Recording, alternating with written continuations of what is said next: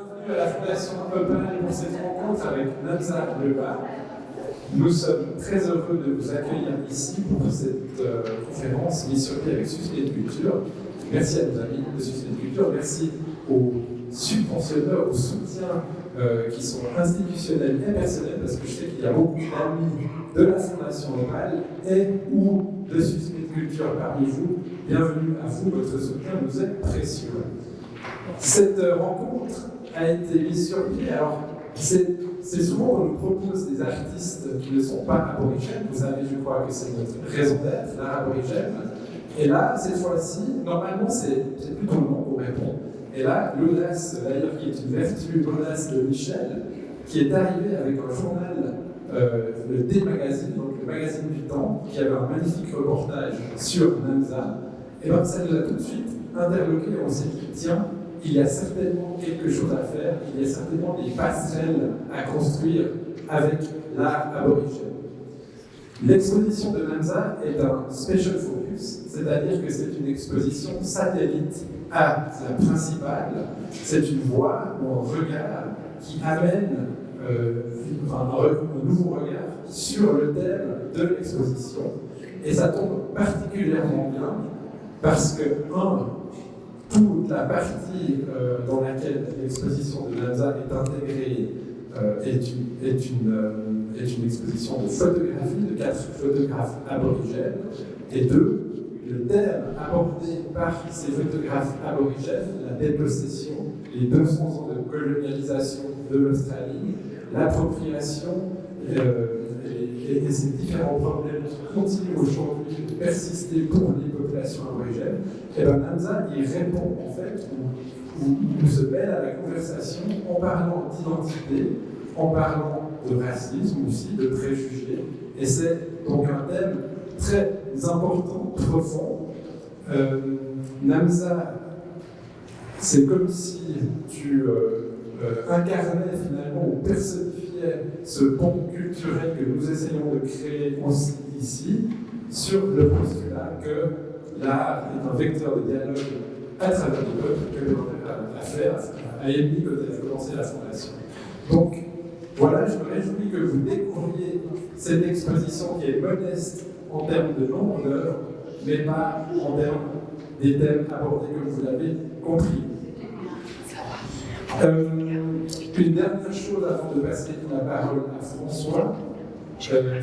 Namza signera un magnifique ouvrage paru l'année passée ici. Donc en fait, vous pourrez l'acheter ici. Nous aurons une machine à carte de crédit, voilà, pour parler de vraiment questions très terre à terre. Et Namza sera prête à vous les dédicacer. Ensuite, à la fin donc, de la conférence, nous ouvrirons l'étage inférieur de l'exposition. On accède par là, derrière.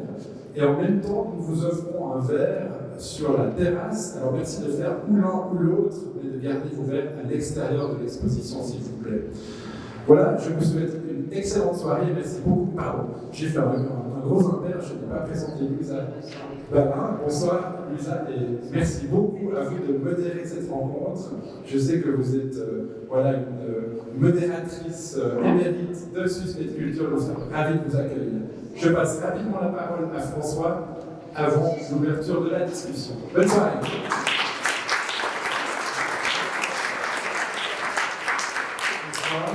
Merci Gauthier, merci Bérangère de nous accueillir. C'est presque devenu une tradition d'avoir une manifestation de Susmet Culture à la Fondation Opal, et c'est une très belle tradition. Une très belle tradition. Voilà, Namza Leba est suisse et guinéenne. Suisse par son papa, guinéenne par sa maman. Elle a grandi, si je me trompe, en Suisse. Elle a étudié à l'École, à Lausanne. Et puis, aujourd'hui, elle habite Bordeaux. Et une rencontre tout à fait fortuite entre le directeur de Susmet Culture, Michel, et Namza, lors d'un dîner à Bordeaux. Et aujourd'hui, on est là. Voilà. Alors, Michel qui pense toujours Suisse. Et qu'est-ce qu'on peut faire pour présenter la Suisse? Et voilà. Et donc, on est très heureux d'accueillir Namza. Bonsoir mesdames, bonsoir messieurs. Je vous merci d'être fidèle à Société Culture, d'être là avec nous ce soir pour une discussion que j'ai le plaisir d'animer avec Namsa Loba, la talentueuse Namsa Loba. Je voulais remercier François Barras, Michel, je voulais remercier aussi les responsables de la Fondation Combat qui nous reçoivent ce soir. Celui-là va mieux? Est-ce que je parle? Oui? C'est mieux. Voilà, donc je vous remercie pour cette discussion que nous allons mener avec Namsa Loba. Namsa Loba, vous avez étudié à l'école, comme François l'a mentionné, mais vous avez aussi étudié à l'école d'art appliqué de La Chaux-de-Fonds. Et il y a très longtemps, il y avait un étudiant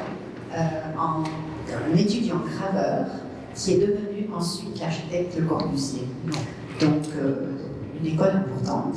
Ensuite, les cadres, ensuite vous êtes parti aux États-Unis, vous avez aussi étudié à New York. Vous avez des appartenances multiples, très intéressantes.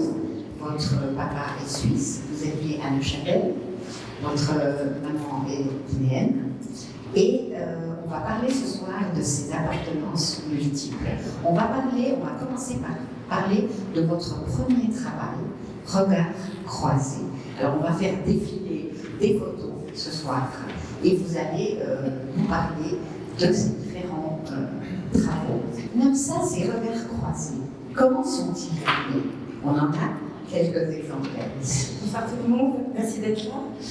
Donc regard croisé, ça vient de mon premier travail que vous voyez là maintenant sur l'écran, les images qui sont sur les vaches derrière vous. Mon premier travail s'appelle Yakalabel, qui veut dire regard croisé en malinké dans la langue maternelle de ma mère. Regard croisé parce que justement j'ai un double héritage, une double culture, je suis suisseau-guinéenne. Depuis ces dernières années, je travaille sur les identités africaines à travers le regard occidental. Je dis bien occidental parce que j'ai grandi en Europe, j'ai fait pratiquement toutes mes études en Europe, donc l'environnement, ma culture, mon éducation, toutes ces influences-là ont influencé bien sûr mon travail et m'ont donné une perception que si j'avais vécu en Afrique, je pense qu'il y aurait eu totalement une autre résonance et une autre portée sur mon travail. Donc Yakalabel, c'est le travail que j'ai réalisé en Guinée, Conakry, parle de différents artefacts qui font partie de la cosmogonie africaine, que je me suis amusée de décontextualiser pour les recontextualiser dans différents endroits sacrés en Guinée. Là, j'ai beaucoup travaillé en fait sur les statuettes qui font partie des rituels animistes dont j'ai beaucoup pratiqué lorsque j'étais plus petite, parce que ma maman elle est musulmane et animiste. Donc c'est une partie importante de ma culture. Depuis toute petite, on va voir des marabouts, on fait des rituels. Moi, ce qui m'a beaucoup plu dans ce travail, c'est directement d'utiliser en fait des êtres humains en tant que statuettes, parce qu'elles sont directement en fait animées, ces statuettes, par l'être humain. Lorsque j'ai photographié ces images, j'ai eu beaucoup de réactions violentes. C'était assez perçu comme un sacrilège, parce que j'ai sorti de leur contexte ces statuettes. J'étais directement animée, donc ça a causé il y a quelque chose qui dérangeait en fait aux Guinéens, parce que normalement ces statuettes elles sont animées seulement par l'esprit du marabout. Vous avez même été arrêté, je crois.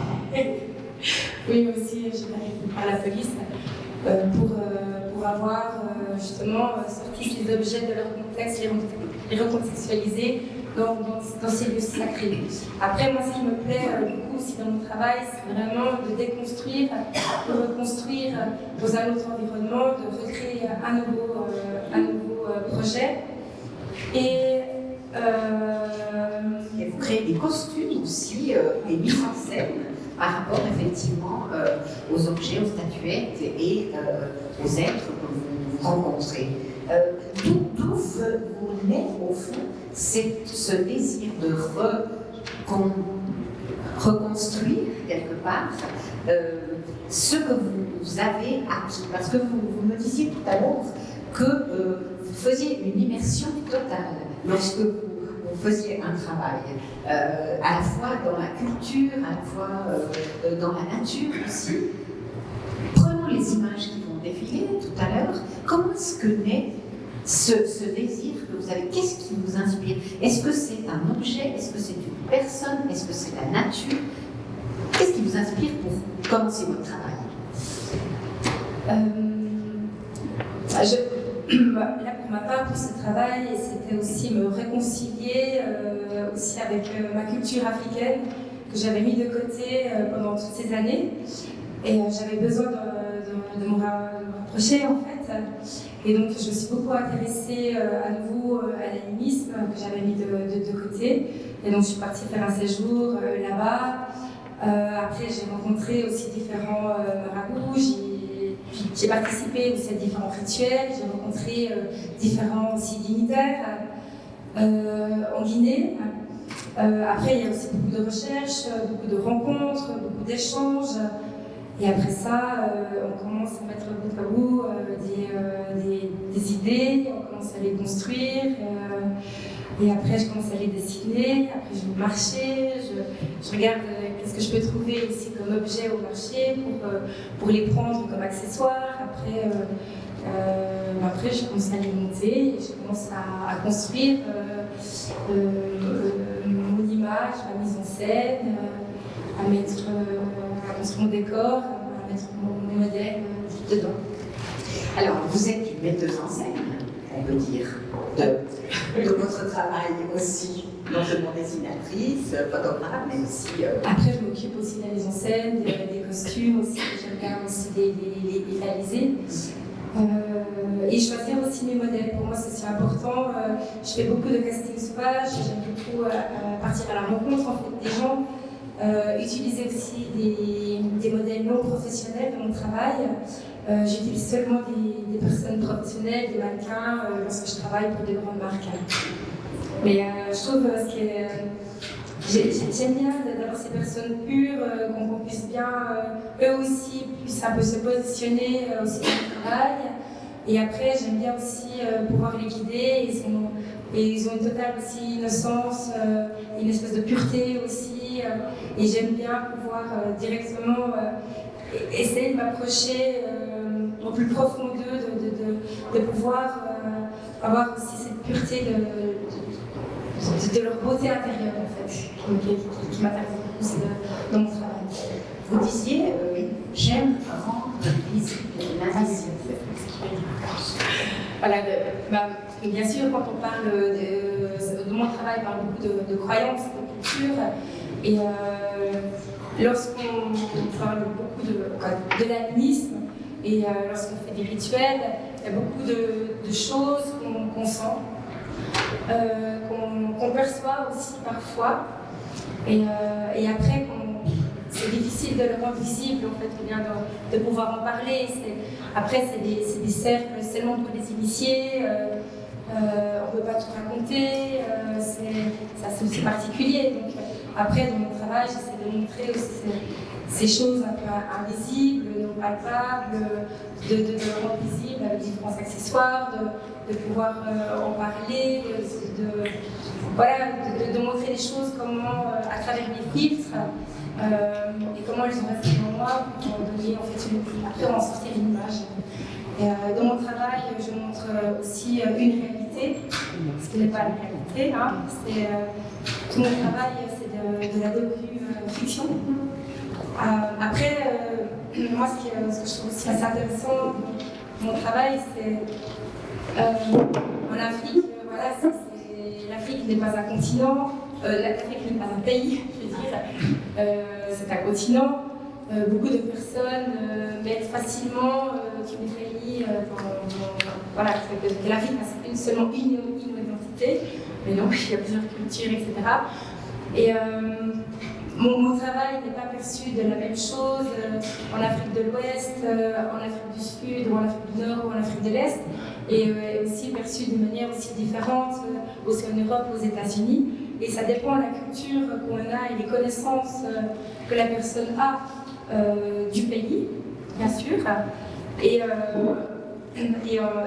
seulement sur ces connaissances-là, on peut s'apercevoir qu'en fait, c'est faux.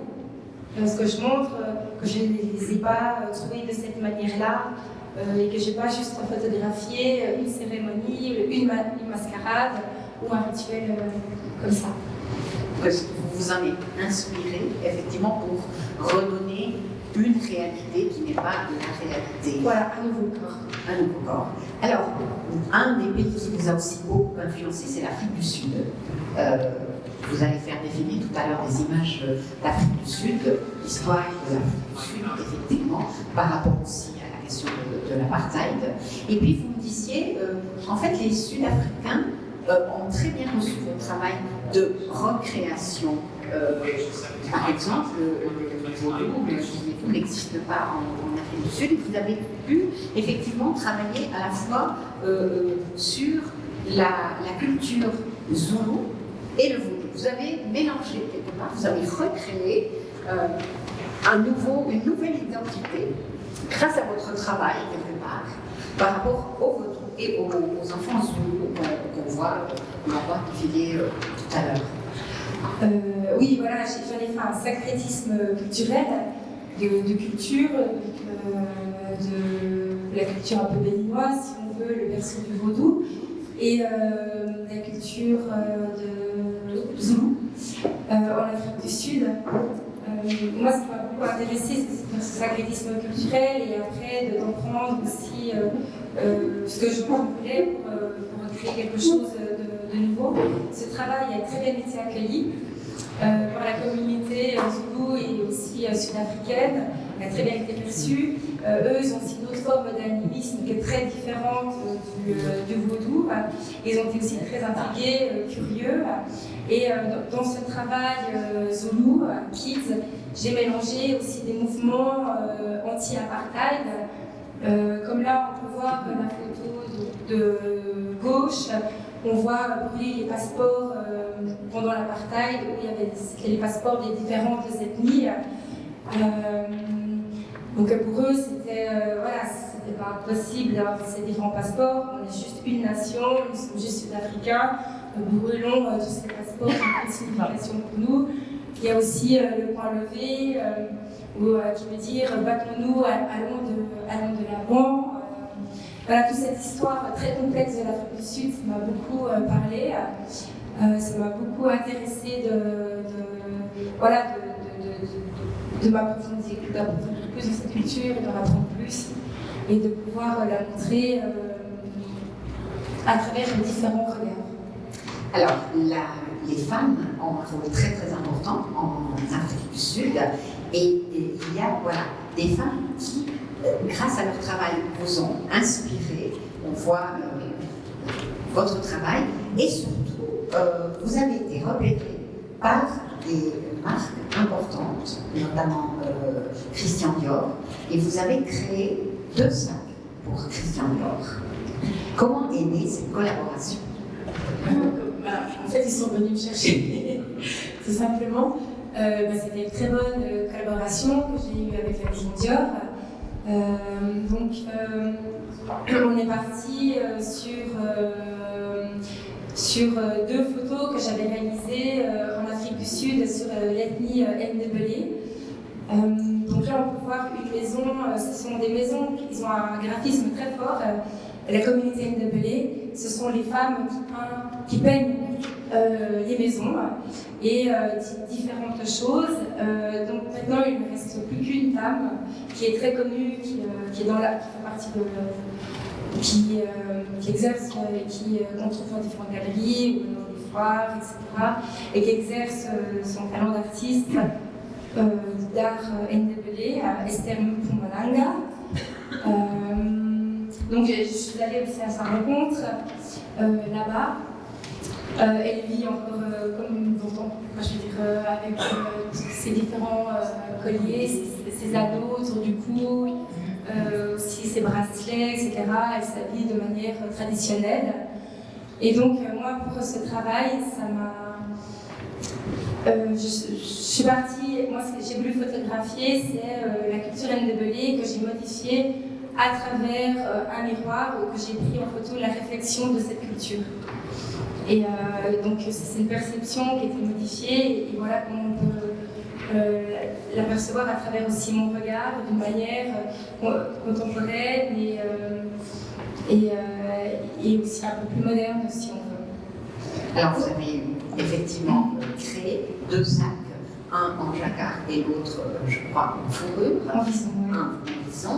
Le premier qui est donc un sac moyen, l'autre plus voilà. petit. Le bleu en jacquard, c'est un petit, et le grand, c'est une taille moyenne. Comme ça, à peu près. Et vous en avez fait, je crois, 100 exemplaires. 100 exemplaires. C'est des éditions limitées. Donc c'était super intéressant et très enrichissant de travailler avec eux pour aussi travailler sur les textures, les matières, quel cuir on allait utiliser, quel accessoire on allait rajouter. Voilà, tout ça, ça a été une bonne expérience pendant plusieurs mois, quand on s'est mise bout à bout. Et ensuite, on a continué à collaborer ensemble pour la Dior Cruise en 2020. On est parti en Afrique du Sud, où là, j'ai pu choisir dans la collection différents articles, différents les habits avec lesquels je souhaitais travailler, photographier. Les modèles aussi. Les modèles aussi, bien sûr. Après, j'ai pu choisir, après c'était en fonction aussi de mon concept, donc j'ai pu choisir les lieux. Et après, on est parti à l'aventure, dans Johannesburg, à Johannesburg, photographier les différents articles pour Dior. Alors, ce qui est extraordinaire, c'est non seulement vos différentes sensibilités, et aussi une imagination débordante. Vous avez aussi travaillé, je crois, avec une autre marque qui a été fondée par Bono et son épouse. Dites-nous tout. Comment ça s'est passé? Nouveau sont venus me chercher. C'était une belle collaboration. Donc on est parti, Edune fait aussi partie du groupe LVMH. On est parti photographier en Afrique du Sud, à nouveau. Ce qui est pour moi très intéressant lorsqu'une grande marque m'approche, il y a toujours chercher une collaboration pour travailler. Ça parle toujours en fait de mon travail personnel.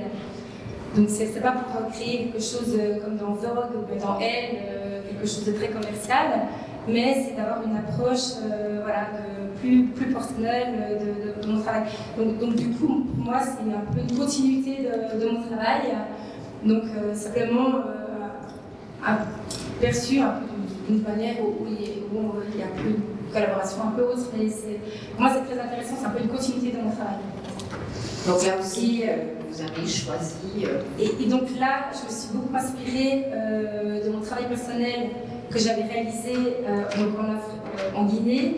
Les Nyamou, là vous pouvez percevoir, ce sont des diables sacrés qui font partie de la communauté guinéenne et qu'on trouve dans différents rituels à Inzerekore et à Lola, dans les forêts sacrées. Ces diables sont là pour protéger des mauvais esprits, en fait.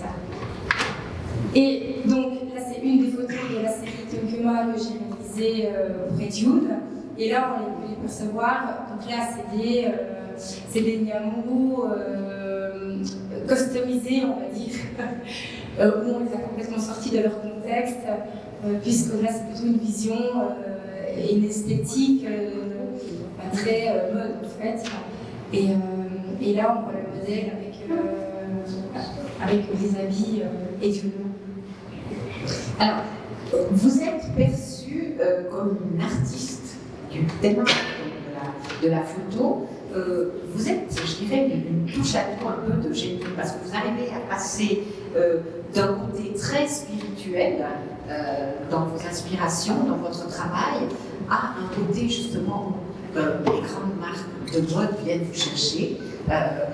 Et ça ne semble jamais comme vous le dites, commercial, mais il y a surtout, je dirais, une recherche aussi d'engagement de votre part.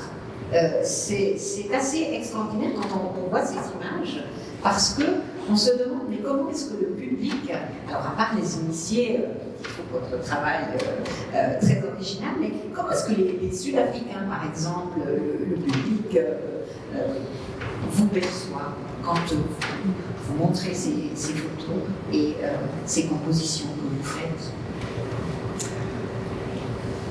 Je pense, par exemple, là, les Sud-Africains, ils vont voir une photo, je pense complètement comme nous, avec une esthétique très mode, très contemporaine.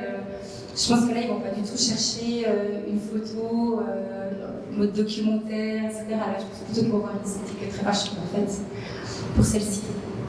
Et pour les autres, en général Pour les autres, je pense que, par exemple, comme on travaille avec Annabelle ou Kingdom of Mountain, ils vont voir plutôt ça comme des photos plutôt documentaires.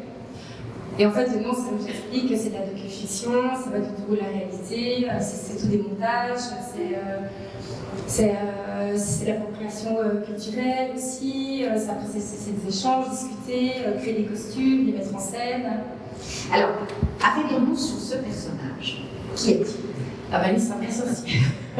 Du coup, c'est un vrai sorcier que j'ai pu rencontrer, que j'ai eu l'opportunité de rencontrer à Lesotho.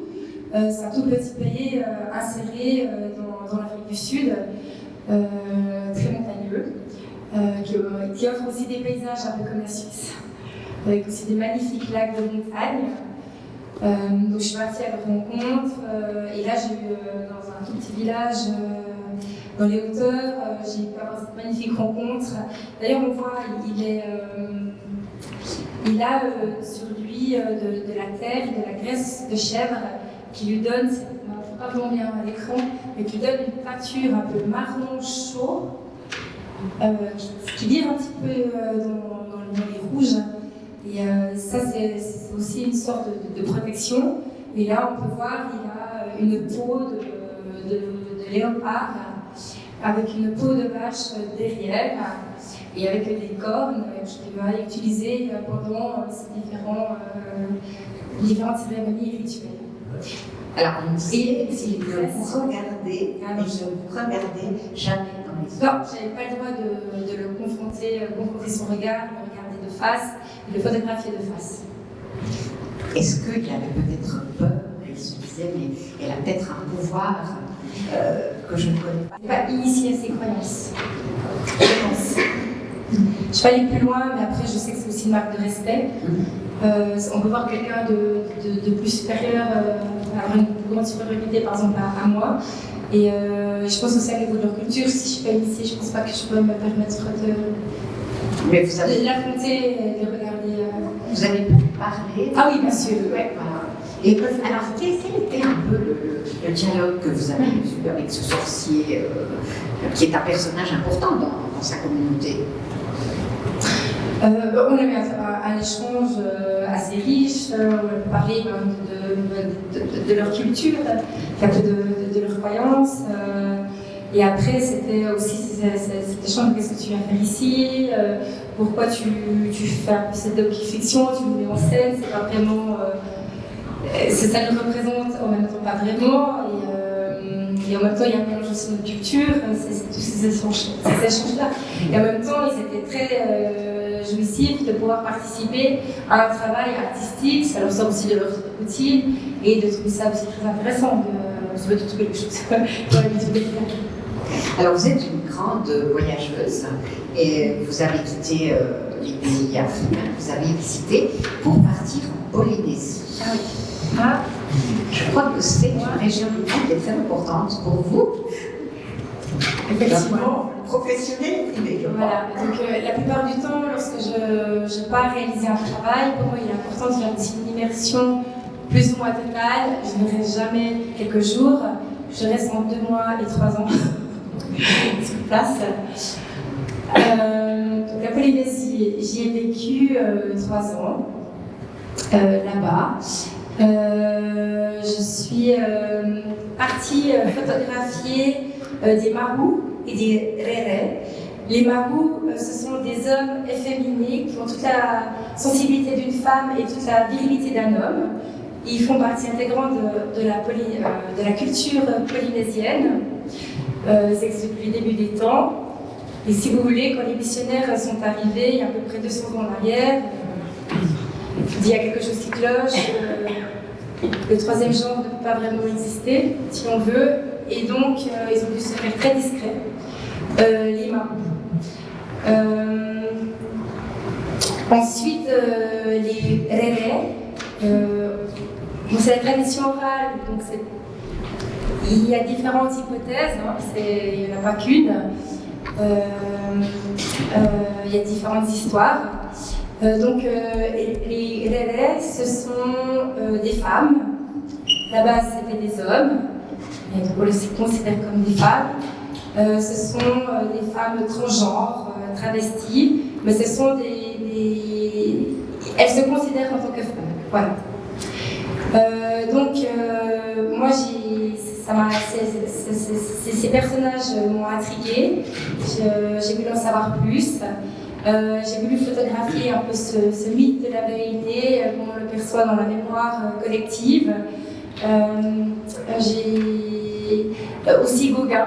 Paul Gauguin est parti en Polynésie. On le sait très bien, il a vécu aussi longtemps là-bas. Il a fini aussi 6 jours.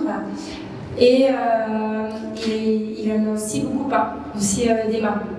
Donc je me suis beaucoup inspirée de ses couleurs, de son fauvisme, qui m'a beaucoup inspirée, et aussi de ses peintures et de ses mises en scène. Donc il y a une palette de couleurs très vive qu'on peut percevoir pour cette série Illusions, que j'ai photographiée à Tahiti avec ces personnages qu'on peut voir. Là, c'est une réré, la femme à la mangue. Là, c'est une autre mise en scène avec des rérés. C'est à nouveau des rérés. Je ne sais pas si on peut voir des marous. Non, ça, c'est aussi une réré. Bon, c'est que des rérés là, il n'y a pas de marous. Voilà, là, c'est un marou. Et là aussi, c'est un marou. Voilà. Et la nature aussi de Tahiti vous a beaucoup inspiré aussi. Ah oui, mais totalement, très flamboyante, très riche, très tropicale. C'est comme un environnement assez magique, je dis pas, la Polynésie, ses fleurs, la culture. Le Polynésien est très chaleureux, très convivial, très ouvert. Donc c'était une belle expérience. Alors, on va parler aussi de votre double appartenance, de l'autre appartenance, c'est-à-dire l'appartenance suisse. On va dire quelques mots de cette suissitude que vous avez en vous. Et vous m'avez expliqué que vous avez commencé un autre type de travail dans vos recherches. Est-ce que vous pouvez nous en dire plus par rapport au cuivre notamment? Alors, lors de ces 2 dernières années, puisqu'avec Covid, je n'ai pas pu me déplacer comme je le souhaitais. Donc je me suis dit, qu'est-ce que je peux faire un peu en Europe? Donc j'ai commencé à faire des choses un peu plus minimales. Je me suis peut-être plus rapprochée de l'esthétique suisse, plus minimale, avec des lignes, voilà, plus simples, un travail plus épuré, on va dire. Donc j'ai commencé à faire des superpositions de photos en acrylique, des découpes, où je les ai collées sur des plaques en cuivre. Le cuivre, c'est une matière que je trouve assez intéressante parce que avec l'eau ou avec différentes matières qu'on met dessus, elle peut s'oxyder aussi. Après, j'ai aussi fait un travail pour la Prairie, la marque de cosmétiques.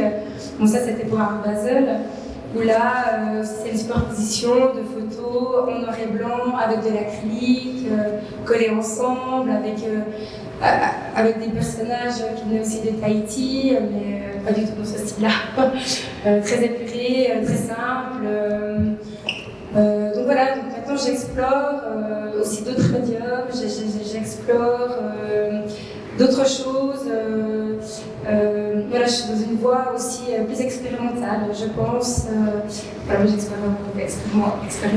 j'expérimente aussi d'autres matériaux, aussi la tapisserie, maintenant aussi le tufting. Alors, vous avez fait aussi quelque chose de très intéressant, parce que lorsqu'on feuillette ce livre, que vous aviez présenté d'ailleurs au Centre culturel suisse, je crois, à Paris, il y a une série qui est consacrée aux Black Panthers. Alors, quand on voit, je vais vous montrer parce qu'il n'y a pas d'image, mais je vous montre la photo. Ces Black Panthers, vous ne les avez pas rencontrés aux États-Unis. Vous allez nous dire où vous les avez rencontrés et où vous les avez photographiés. Alors, c'est. Ah. Non, je connais. Ok.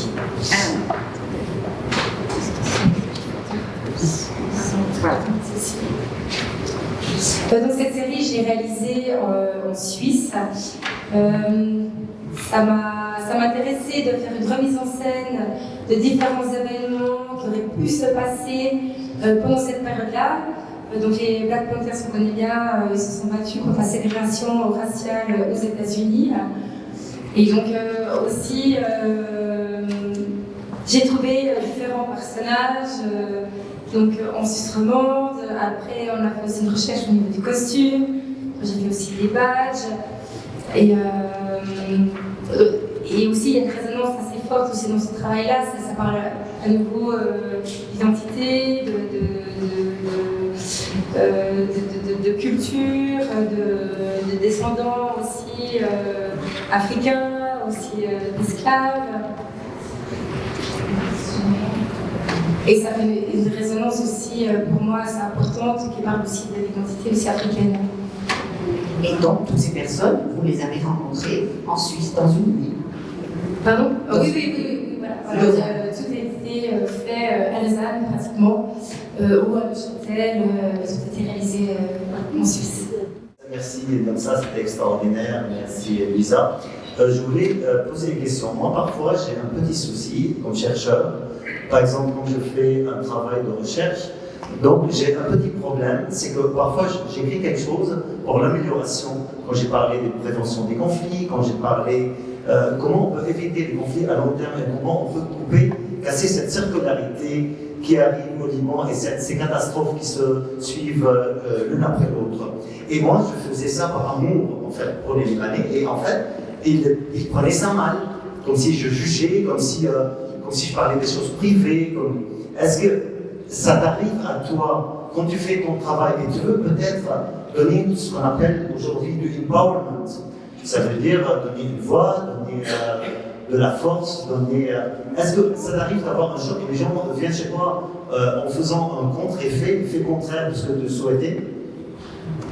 Non, pas vraiment. Après, moi, ce que je trouve là maintenant, depuis ces 10-15 dernières années, il y a une vraie émergence sur l'art africain. On en parle énormément, mais sur l'art africain, sur l'art contemporain, en fait, où il y a énormément maintenant de foires qui se font sur l'art africain, ou même dans les plus grandes foires, maintenant, il y a beaucoup d'artistes africains.